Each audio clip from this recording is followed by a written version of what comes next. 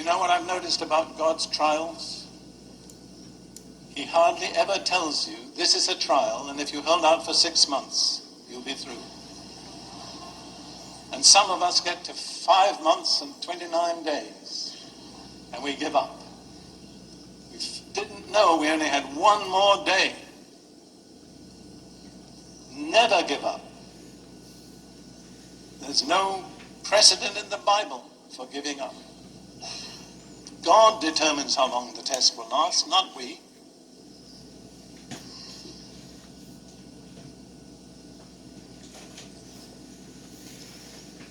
You see, waiting is one of the tests to which God almost invariably subjects the servants he intends to use. I'll give you just a little list. Abraham.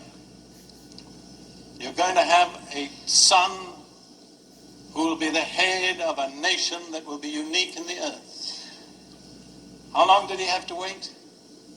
25 years. Meanwhile, his dear wife Sarah tried to help him and complicated things. It's interesting. She said, listen to me, do what I say. First of all, have a child by Hagar. And later she said, get rid of the child. That's the counsel of the flesh. It's inconsistent. Tells you to do one thing and later cancels it. But Abraham became the man he was by waiting. He had to watch his wife past the age of childbearing and still wait. It amazes me that Abraham is so highly rated in the Bible. But what did he do? Well, essentially, he was a prosperous cattle farmer. And he wandered around the area to the east end of the Mediterranean, looking after his flocks and his herds. He did nothing very dramatic. Until the time came that he offered up, or was willing to offer up, his son Isaac. I've often asked myself, what was it in Abraham that caused God to esteem him so highly that he was called the friend of God? And I'm not sure that I really know the answer. But I think one way he earned God's favor was by waiting. Some of you are going to forfeit God's favor if you don't wait. And then there was Joseph. I love the passage in Psalm 105 that speaks about Joseph. I think I can identify with this to some extent from my own experience. Psalm 105, verse 17 and following. God sent a man before them, Joseph, who was sold as a slave. They hurt his feet with fetters. His soul came into irons. Somebody said the iron came into his soul. Until the time that his word came to pass, the word of the Lord tested him. See, that's a test. The Lord gives you a glorious promise, tremendous. And after that, everything goes the opposite way. Instead of becoming the ruler over your brethren, you end up in a jail in Egypt. And I can't think of a worse place to be in jail than Egypt. What was God doing? Testing him. What was the test? Waiting. And then, if you want to look at others, Moses. It says in Numbers 12, verse 3, Moses was the meekest man on earth. How did Moses learn meekness? By waiting 40 years. Somebody asked, another preacher friend of mine, why did God keep Moses waiting 40 years? And the answer was because he couldn't do it in 39. God will not finish until the test is complete. When when Moses first thought he could deliver Israel out of Egypt, he was a very arrogant young man. 40 years later, he was the meekest man on earth. And no one except Jesus has ever exercised such authority as Moses exercised.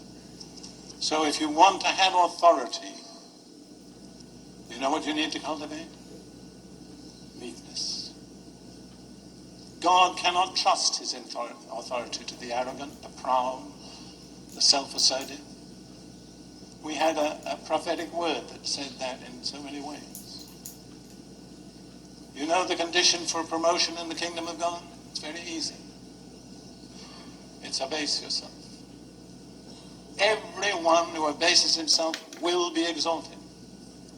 But on the other hand, everyone who exalts himself will be abased. That's right. You have the choice.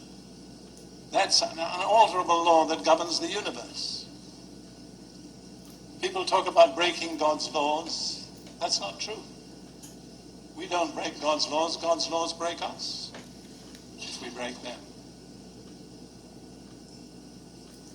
And then let's think just about David for a moment. Another young man who was given tremendous promises of God.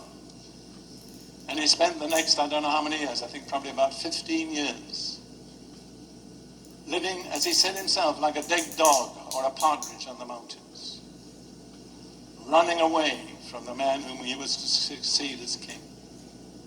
Why does God permit that?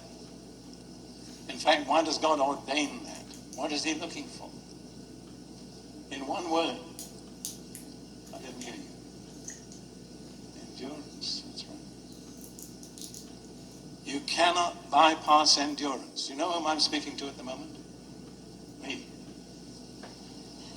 You cannot bypass endurance and enter into the promises of God.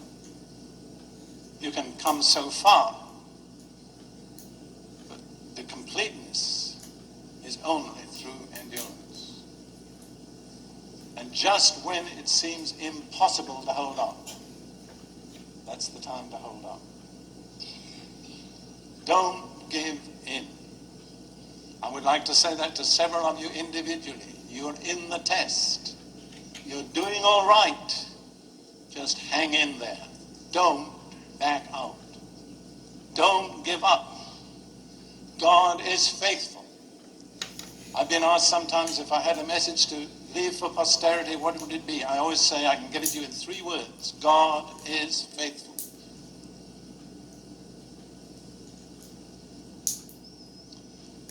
I'll tell you another thing about waiting. It causes us to realize more and more our dependence on God. I can't do anything. I can't make it happen. I don't know when he's coming. I just depend on him. I don't know whether you ladies ever have problems in your house, but we do in Israel. Sometimes our electricity fails for reasons we can't analyze. And we're in the middle of cooking something or somebody's doing the ironing, and we phone and we eventually catch up with our electrician. It's midday. So I'll try to be there by 4 p.m. So what do we do for 4 hours? We wait. And by the end of 4 hours, you know, we will know one thing. We need the electrician. We're dependent on it. So waiting causes us to realize in an altogether new measure our dependence on Jesus. All right.